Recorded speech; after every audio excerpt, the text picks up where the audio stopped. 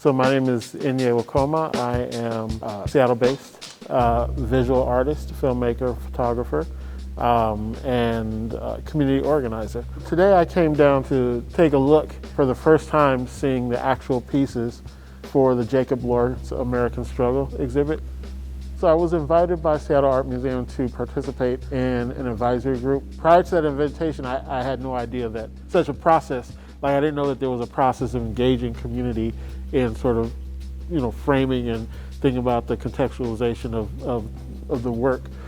Coming into the process, being able to have conversations with the people who were mounting the exhibition, understanding that it's a traveling exhibition, we were actually in a position to have some critical input and sort of facilitate some language and some framing around some of the pieces and how they fit into the arc of our understanding of the history. We were able to really, sort of deconstruct and reframe in ways that we felt would land, much stronger, with the audience that we think will be seeing the exhibit. So I'll rewind and go back to, my first interaction with Sam at Volunteer Park, the exhibitions at that time, which were classical European canon. They were collections from East Asia. There was a sense that there was kind of a lofty sort of plateau where these works presided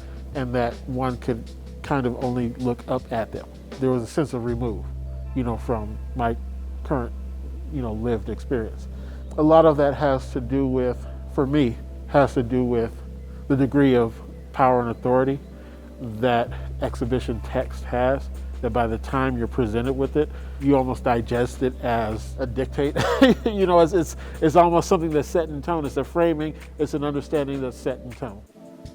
But to understand that there's an opportunity to actually, participate in thinking. No work of art is sort of presented without context. There's nothing that's presented without someone deciding what the framing is, knowing that there's a process to open up that process and to have more people input. So, I think it was a revelation in terms of how narrow each of our perceptions can be and sort of how fragile, our sense of determinism around meaning can be, especially when we enter into a conversation with other people.